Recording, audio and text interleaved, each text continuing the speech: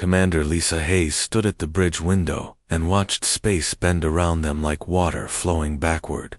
The massive human fleet emerged from what looked like a tear in reality itself. Each ship was the size of a small moon and glowed with energy that made the stars look dim. Lisa touched the control panel and spoke to her crew. The New Horizon was just one of thousands of ships that had returned after 3,000 years away from this galaxy. She remembered the stories her grandmother told about the old Earth and how the humans had to leave when the aliens grew too strong. The bridge crew worked quietly around her. Captain Amy Foster was already receiving messages from panic stations across the galaxy. The elves who had taken over human space were sending out emergency calls to every alien fleet they could reach. The main screen Lisa watched as more human ships appeared. They came through dimensional gates that opened and closed like giant doors in space. The technology was far beyond anything the galaxy had ever seen. The ships moved without engines and their weapons could tear holes in space itself. Michelle Carter walked up to Lisa holding a datapad that showed the current state of human colonies. The aliens had taken everything after Earth vanished. They had enslaved human populations and stolen every world that humans had built. The records showed 3,000 years of broken promises and theft. Lisa looked at the data and felt anger rise in her chest. Their people had been gone for so long that the aliens thought they would never return. They had divided up human space like it was their property. They had treated human descendants like animals. The communications officer turned to Lisa and reported that alien fleets were moving toward their position. The elves had gathered their fastest ships and were coming to investigate what they thought was an invasion. Lisa smiled because she knew they had no idea what they were facing. In another screen, Lisa could see the Zentari battle groups forming up near the edge of the system. Their ships looked like metal insects compared to the smooth curves of human vessels. The Zentari had been the worst thieves, taking human children and selling them as slaves across the galaxy. Captain Amy Foster appeared on the communication screen from her own ship. She had been monitoring alien transmissions and reported that panic was spreading through every alien government. The sudden appearance of such massive ships had caught them completely off guard. Lisa ordered the fleet to hold position while she reviewed the intelligence reports. Dr. Carter had compiled the humans had not been idle during their 3,000-year absence. They had learned to travel between dimensions and had built technology that could reshape matter at the atomic level. The alien ships that were approaching looked primitive compared to human technology. Lisa remembered her training about the old wars when humans had fought with metal bullets and chemical explosives. Now they commanded forces that could manipulate the basic laws of physics. Dr. Carter showed Lisa the population reports. Human descendants numbered in the billions across hundreds of worlds. Most lived as second-class citizens or slaves under alien rule. The elves had been the most cruel, keeping humans as servants and denying them basic rights. Lisa watched as the first alien scouts reached the edge of human formation. The small elf ships moved carefully, trying to scan the massive human vessels their sensors could not penetrate. The energy shields that surrounded each ship. The communications officer received a transmission from the lead elf ship. They were demanding to know who the humans were and what they wanted. Lisa ordered a response to be sent. The message was simple and direct. Humans had returned to reclaim what belonged to them. On the tactical display, Lisa could see more alien fleets arriving from across the galaxy. Word was spreading that unknown ships had appeared in human space. The aliens were gathering their forces for what they thought would be an easy battle against primitive newcomers. Lisa thought about the long journey her people had taken through dimensions that existed beyond normal space and time. They had built cities that floated between realities. They had learned to harness energy from the space between atoms and had created weapons that could unmake matter itself. Dr. Carter reported that some alien governments were already trying to negotiate. They were sending diplomatic messages offering to discuss territorial boundaries. Lisa found this amusing, since the aliens had never offered to negotiate when they were stealing human worlds. The bridge crew monitored alien communications. as panic spread through their command structures.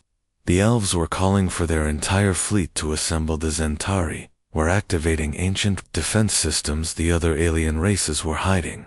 Behind their strongest shields, Lisa knew that the aliens still thought of humans as the weak species.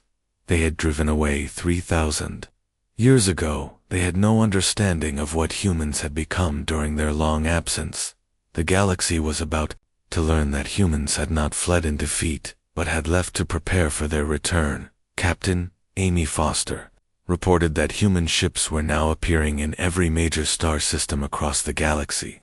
The return was not limited to this sector, it was happening everywhere at once. The aliens were facing the reality that humans had come back in overwhelming numbers. Lisa looked out at the stars that had once belonged to her ancestors. Soon they would belong to humans again. She gave the order for the fleet to begin moving toward the planets that aliens had stolen. The time for hiding was over. The collection of what belonged to humans could now begin. Ambassador Rachel Stone stepped off her personal destroyer onto the Galactic Council station. The massive human ship behind her cast shadows over the entire diplomatic facility. Her security detail wore armor that seemed to bend light around it, making them look like moving pieces of the void itself. The alien diplomats waited in the main chamber, trying to look calm, while their hands shook with fear. The station had been built to intimidate visitors with its size, but human technology made it look like a child toy. Rachel walked through corridors that had once seemed grand, but now felt cramped and primitive. Captain Kelly Brooks piloted her diplomatic vessel toward the elf homeworld. The planet below glowed with the light of a billion cities, but her ship's sensors could see the defensive satellites and weapon platforms hidden throughout the system. The elves had prepared for war, but they had no idea what war meant to humans. Now in the planet's surface, Empress Lirale stood in her crystal palace, watching the human ship approach through her viewing portal. The vessel was beautiful in a way that made elf technology look crude and ancient. She had ruled for 800 years and had never seen anything that moved through space with such grace. Back at the council station, Rachel entered the main diplomatic hall, where representatives from dozens of alien species sat in their assigned seats. The chamber had been designed to make single visitors feel small and powerless, but Rachel felt only amusement at their primitive attempts at psychological warfare. The head of the council was a tall gray alien called Premier Zolgath, who had held power for over 1,000 years. He spoke in the ancient diplomatic language, welcoming Rachel and asking what humans wanted from the galactic community. Rachel smiled and activated her presentation device. The holographic display filled the center of the chamber, showing star maps that detailed every human colony and territory that had existed before the disappearance. 3,000 years of alien expansion had covered most of human space with new claims and borders. Rachel pointed to each stolen system with calm precision. Meanwhile, Captain Kelly Brooks received permission to land on the elf homeworld and descended through clouds that sparkled with artificial aurora. The elves had made their planet into a work of art, but Kelly could see the hidden weapon systems that were tracking her ship every meter of the way. Down Empress Lirale met Kelly in the throne room, surrounded by elf nobles, who wore flowing robes that changed color with their emotions. Kelly could see fear radiating from them in waves of dark purple and red. The Empress herself maintained royal composure, but her crown jewels were dim with worry. Kelly presented the human position with simple directness.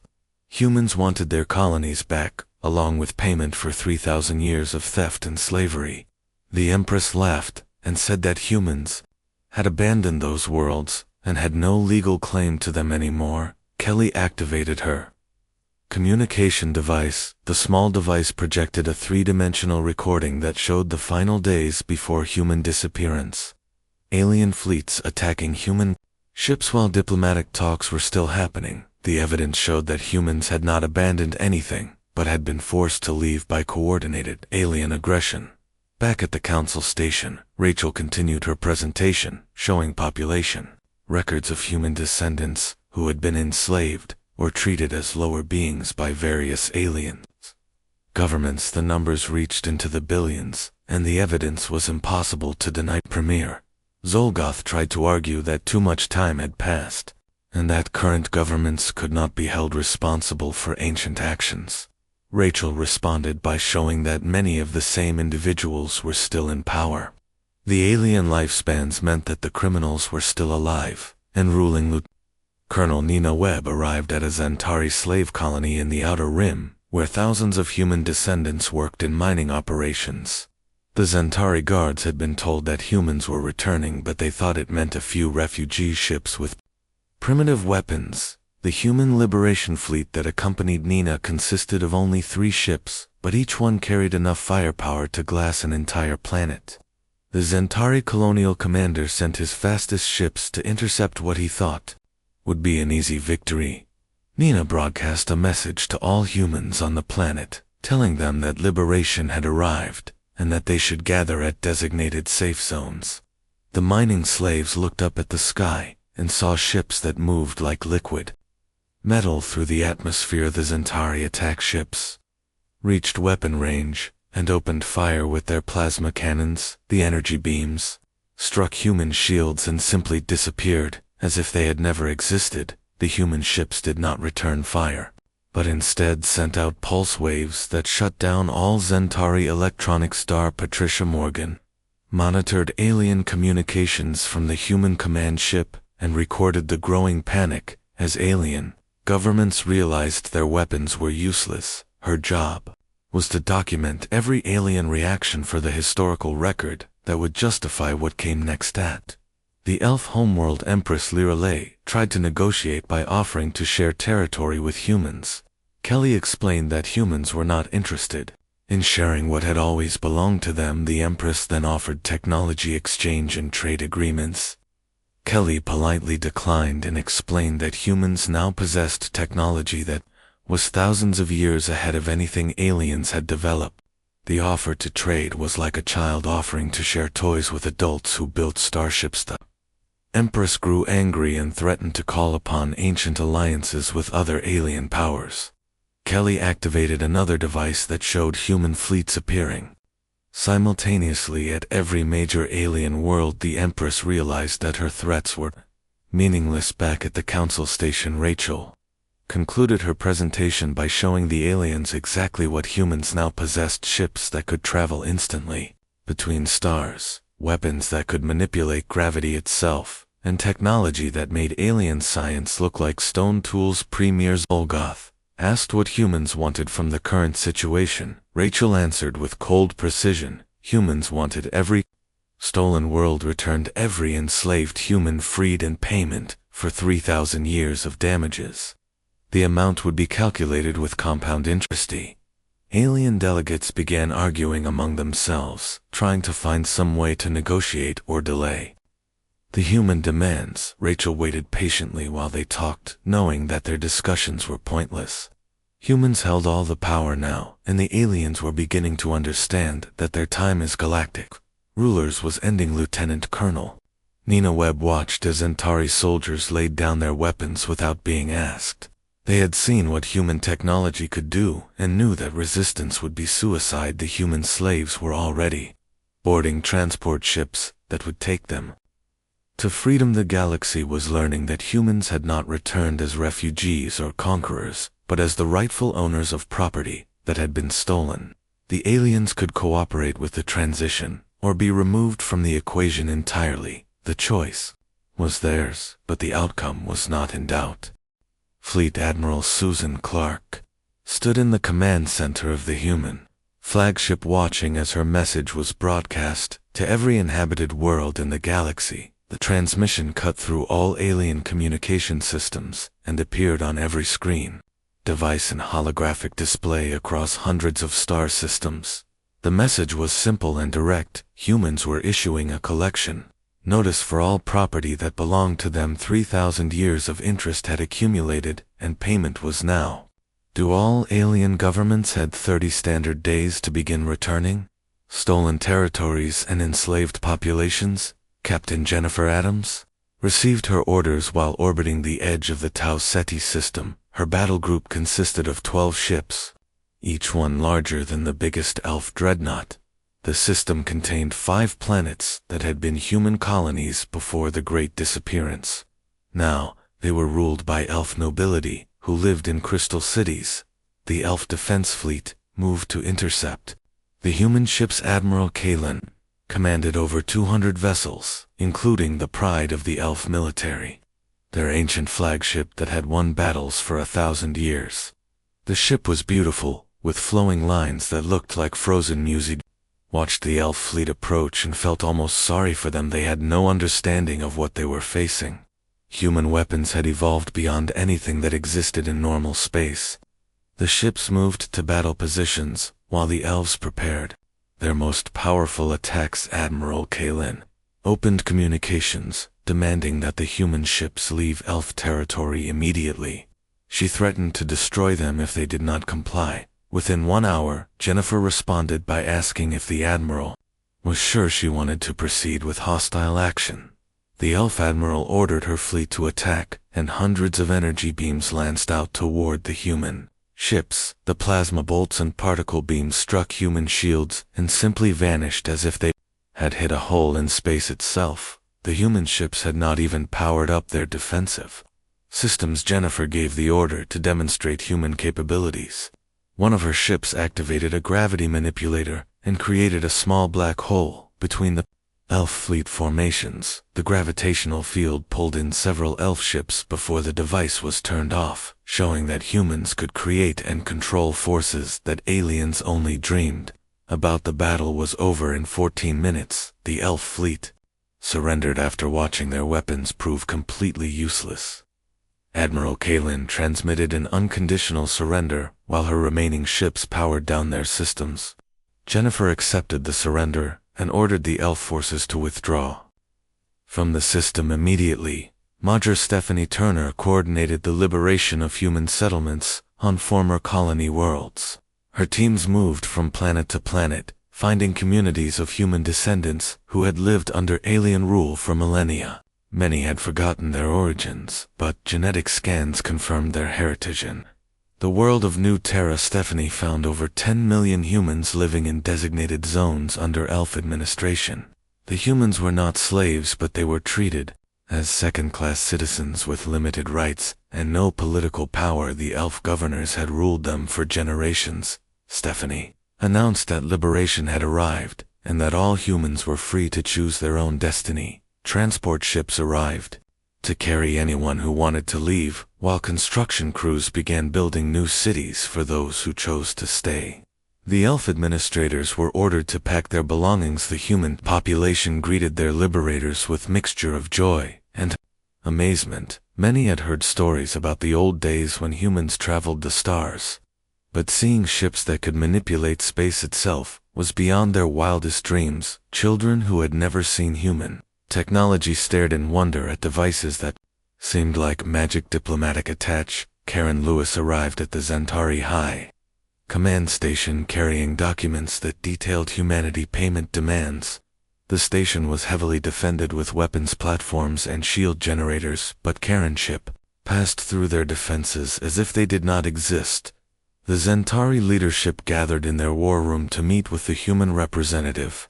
Commander Zethkar had expected to negotiate from a position of strength, but the human ship outside made their strongest defenses look like paper. The numbers Karen presented made their worst fears seem optimistic. The bill for damages included payment for enslaved human populations stolen, resources destroyed, infrastructure, and 3,000 years of compound interest. The total amount was larger than the entire economic output of the Zentari civilization for the next 2 centuries. Karen explained that the Zentari had 2 choices. They could accept the payment plan and work off their debt over time, or they could refuse and face immediate annexation of all their territories. The choice was theirs, but refusal would result in the complete dismantling of their government. Commander Zethkar tried to argue that the amounts were impossible to pay and would destroy their civilization. Karen responded that the Zentari should have considered that before enslaving human children and selling them across the galaxy. The debt was fair compensation for crimes committed. The Zentari military Leaders discussed calling upon their allies for support against the human demands. Karen showed them real-time images of human fleets at every major alien world. The message was clear that no alien government was in a position to help anyone else major. Stephanie Turner documented the emotional reunions as human families were brought together after generations of separation. Advanced medical technology could restore youth and health to elderly humans, while genetic therapy corrected damage from alien experimentation in worlds where humans had been bred as workers or soldiers. The liberation teams found populations that had been modified by alien science. Human geneticists began the process of restoring normal human traits while ensuring that beneficial modifications were preserved. The speed of human operations amazed even their own forces.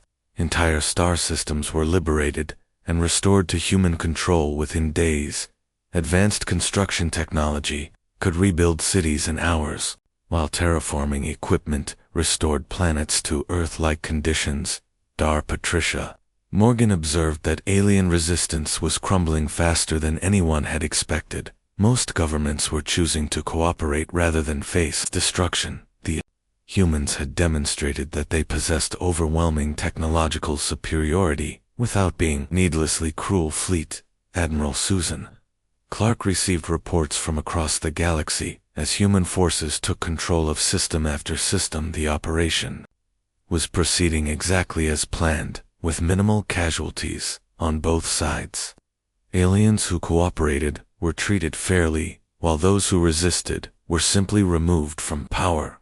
The collection notice had specified that humans were not interested in conquest or revenge, but simply wanted what belonged to them returned with appropriate compensation. The aliens were learning that humans kept their word, both in promises and in threats. Captain Jennifer Adams established the new human administration in the Tau Ceti system, while former ELF officials were relocated to designated areas.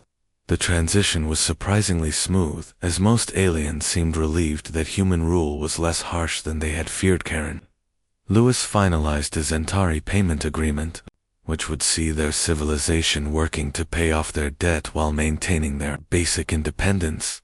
The alternative had been complete absorption into human territory, which would have meant the end of Zentari culture. The first phase of the Great Collection was nearly complete, with major population centers and industrial worlds secured.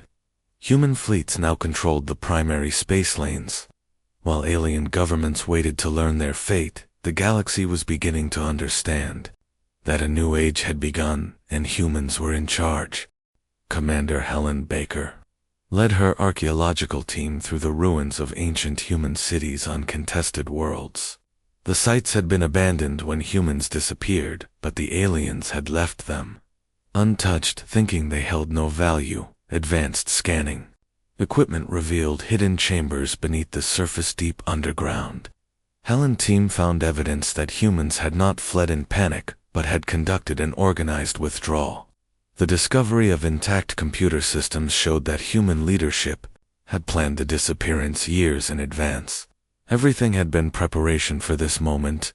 Dr. Sandra Price examined the ancient data cores and found records of dimensional research that had been conducted in secret. Human scientists had discovered how to step outside normal space and time into parallel dimensions where different laws of physics applied. The disappearance had been a strategic retreat. The archaeological evidence showed that humans had spent decades preparing for their departure, building hidden facilities and moving critical populations to safety, while maintaining the appearance of normal civilization. The aliens had driven humans away, but humans had chosen when and how to leave. Captain Angela Moore met with Prince Aldrich, the leader of moderate elf factions, who hoped to find a peaceful solution to the crisis. The prince offered to cede half of elf territory in exchange for technology sharing agreements and guaranteed independence for the remaining elf worlds. Angela listened politely to the prince's offer, but explained that humans were not interested in negotiating with thieves. The elf government had stolen human property and enslaved human populations for 3,000 years. No amount of territory could make up for those crimes. Prince Aldrich argued that current elf leaders were not responsible for ancient decisions, and that collective punishment was unfair. Angela responded by showing him records of elf policies that had continued the oppression of humans right up until the moment of human return. The prince tried a different approach, offering to make reparations to human victims and establish equal rights for all humans in elf territory. Angela explained that humans did not want equal rights in their own territory. They wanted their territory back, along with compensation for 3,000 years of theft. Dr. Sandra Price research revealed the true scope of human advancement during their dimensional exile. Human science had evolved beyond conventional physics into areas that alien minds could barely comprehend. Matter manipulation, time dilation, and reality editing were basic tools. The discovery that humans could manipulate fundamental forces meant that alien weapons and defenses were completely obsolete. Human ships did not need armor, because they could exist partially outside normal space. Alien sensors could not track what did not fully exist in their dimension. General Rebecca Johnson oversaw the systematic dismantling of alien military installations on reclaimed human worlds. The process was conducted with clinical efficiency, as human forces demonstrated their ability to disable entire fleets without firing a single shot. On the former elf stronghold of Celestial Prime, General Johnson's ships approached the massive orbital defense platforms that had protected the system for centuries. The installations bristled with weapons that could destroy planets, but the human ships simply flew through their shields as if they were made of light. The alien defenders watched in horror as human ships passed through solid matter and appeared inside their own hulls. Human boarding parties materialized on bridge decks and command centers without using airlocks or transporters. They had simply stepped through the walls. General Johnson offered the alien crews a choice. They could surrender their installations peacefully or watch as human technology dismantled their stations around them. Most chose surrender, after seeing demonstrations of human ability to manipulate the basic forces that held matter. Together, Commander Helen Baker's team found more evidence in the ruins, showing that humans had developed technology that allowed them to observe the galaxy. During their absence, they had watched everything the aliens did and recorded every crime for future reference. The archaeological data showed that humans had built vast cities in parallel dimensions, where time moved differently. 3,000 years in normal space had given them tens of thousands of years to develop their technology and plan their return. The exile had been used wisely. Dr. Sandra Price discovered that human technology could now reshape matter at the atomic level, create artificial gravity fields, and manipulate the flow of time itself. The aliens were not just outgunned, they were facing beings who had transcended their understanding of what was possible. Captain Angela Moore concluded her negotiations with Prince Aldrich by explaining that humans appreciated his desire for peace, but that the time for negotiation had passed. The elf government would comply with human demands, or be replaced by one that would. The prince made one final desperate offer, promising to become a human vassal state if the elves could maintain some form of independence. Angela declined and explained that humans had no interest in ruling aliens. They simply wanted aliens removed from human territory. General Rebecca Johnson completed the neutralization of alien defenses across dozens of star systems without causing unnecessary casualties. Her forces had demonstrated that resistance was futile while maintaining strict rules of engagement that minimized harm to alien personnel. The speed and efficiency of human operations shocked alien observers, who had expected massive battles and widespread destruction. Instead, they witnessed surgical precision that removed military threats while leaving civilian populations unharmed. The humans were not conquerors, but repossessors. Sandra Price's final analysis revealed that humanity's 3,000-year absence had been the greatest strategic withdrawal in galactic history.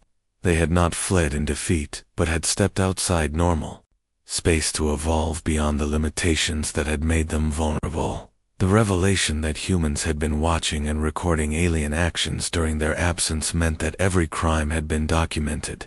Every treaty violation, every act of slavery, every theft of human property had been observed and catalogued for the final. Accounting Commander Helen Baker published her archaeological findings, showing that humans had left detailed instructions for their descendants about how to survive under alien rule. The evidence proved that the disappearance had been planned as a temporary strategic withdrawal, not permanent. Exile General Rebecca Johnson issued new orders to her fleet commanders as the final phase of military operations began. The systematic removal of alien presence from human space would continue until every stolen world had been reclaimed and every enslaved human had been freed. The aliens were beginning to understand that they faced an enemy who had planned this moment. For 3 millennia, human technology had evolved during their exile into something that made alien science look primitive. Their return was not revenge, but collection of a debt that had been accumulating. Interest Captain Angela Moore reported that diplomatic efforts with moderate alien factions had failed to produce any meaningful agreements. The aliens still thought they could negotiate their way out of paying for their crimes. They did not understand that humans were not interested in compromise. The galaxy was learning that humans had not returned as refugees seeking a new home, or as conquerors seeking empire. They had come back as the rightful owners of property that had been stolen, and they intended to collect what belonged to them with 3,000 years of interest added to the bill. President Amanda White stood before the reformed Galactic Council in the rebuilt chamber on Earth. The planet had been restored to its former glory within weeks of human return, using technology that could reshape continents and regrow entire ecosystems. In days rather than centuries, the alien delegates sat in their assigned seats, but the atmosphere had changed completely. They were no longer the rulers of the galaxy, but supplicants, hoping for favorable treatment from the species they had once oppressed. The irony was not lost on anyone present. Amanda addressed the assembled representatives with calm authority, outlining the terms for the new galactic order. Complete restitution for 3,000 years of theft. Formal apologies from every government that had participated in the oppression and acceptance of human oversight for all interstellar affairs. The terms were not negotiable, and the aliens knew it. Human fleets controlled every major star system, and human technology made resistance impossible. The choice was simple: compliance or replacement by more cooperative governments. Captain Mary Phillips commanded the new galactic peacekeeping force from her flagship that orbited the former elf capital. The fleet consisted entirely of human vessels that patrolled former alien strongholds like silent guardians, ensuring compliance with the new treaties. The sight of human ships in orbit around alien homeworlds served as a constant reminder of the power shift that had occurred. The sleek vessels moved through space with impossible grace, their presence both beautiful and terrifying. To the alien populations below the bridge of her ship, Mary monitored communications from across the galaxy as alien governments reported their progress in meeting human demands. The compliance rate was nearly universal, as most species had learned that cooperation was their only option for survival. Ambassador Tracy Bell established the Office of Alien Affairs in a massive complex on Earth where representatives from various species came to petition humanity for permission to maintain their remaining territories. The building had been designed to accommodate different alien physiologies, while making clear who was now in charge. The office processed hundreds of requests daily as alien governments sought approval for everything from trade routes to planetary mining rights. The former galactic powers now had to ask permission for activities they had once controlled. Absolutely. Tracy reviewed each petition carefully, ensuring that alien activities did not interfere with human interests or violate the new galactic law code that placed human welfare above all other considerations. The aliens were learning to live within the boundaries set by their new human overlords. Commander Lauren Davis oversaw the final phase of the Great Collection, as the last alien populations were relocated from reclaimed human worlds. The process was conducted with clinical efficiency, ensuring that those who cooperated received new homes, while those who resisted faced harsher consequences on the world of New Centauri. Lauren watched as the final elf transport ships departed, carrying the last alien civilians to their designated resettlement areas. The planet would be restored to human control after 3,000 years of alien occupation. The relocation process had been surprisingly smooth, as most aliens chose cooperation over resistance. They had seen what happened to those who defied human authority and preferred exile to extinction. The humans had been firm but fair in their treatment of displaced populations. Dear Carol Mitchell completed her historical analysis of the Great Return, documenting how humanity's 3,000-year absence had been a masterpiece of long-term strategic thinking. The withdrawal had not been defeat, but preparation for inevitable victory. Her research showed that human leaders had recognized they could not win a conventional war against the combined alien powers. Instead, they had chosen to disappear and evolve beyond the limitations that had made them vulnerable. The strategy had worked perfectly, though. Analysis revealed that humans had used their dimensional exile to advance their technology by tens of thousands of years, while the aliens remained stagnant during the same period. Alien civilization had actually declined as they fought among themselves over human territory. Mitchell's work proved that the human return had been timed precisely for maximum effect. The aliens had grown complacent and divided, while humans had become unified and technologically superior. The balance of power had shifted completely during the long absence. President Amanda White signed the final documents establishing the new galactic constitution that placed humanity at the center of interstellar civilization. The document guaranteed human rights above all others while providing basic protections for compliant alien populations. The Constitution established human law as supreme throughout the galaxy, with alien governments serving as local administrators under human oversight.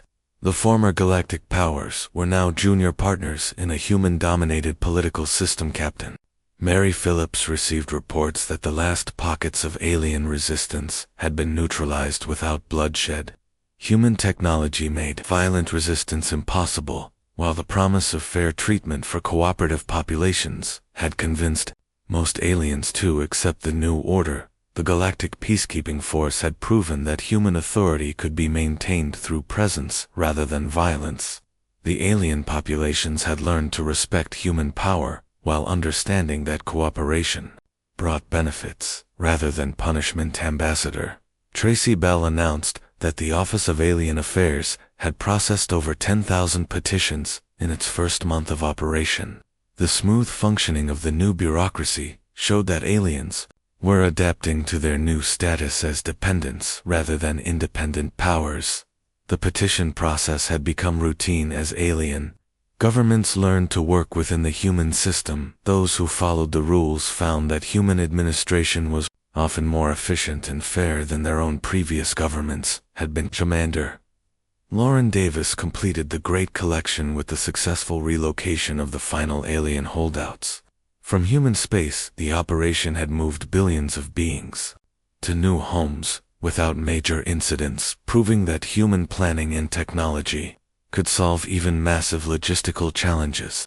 The relocated aliens had been provided with suitable worlds and the resources needed to rebuild their societies under human guidance. Many found that their new circumstances were actually better than what they had experienced under their old government's Dr. Carol Mitchell published her final report, showing that the human return represented the most successful strategic operation in galactic history. A species that had appeared defeated had transformed itself into the dominant power through patience, planning, and technological advancement. The report concluded that humanity had not just returned to reclaim their territory, they had evolved into something capable of ruling the entire galaxy. The 3,000-year exile had been an investment that paid dividends beyond what anyone could have imagined, as human fleets dispersed throughout the galaxy to establish permanent oversight. It became clear that the age of alien dominance was permanently over.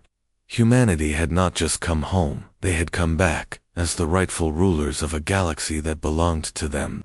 The aliens had been borrowing human territory for 3 millennia, but the loan period was over, and payment was due in full. The humans had collected their property with interest, and established themselves as the permanent caretakers of galactic civilization. The new order promised peace and prosperity for those who accepted human authority. While making clear that resistance would not be tolerated, the galaxy had learned that humans were patient, but not weak, and that their memory was very long indeed.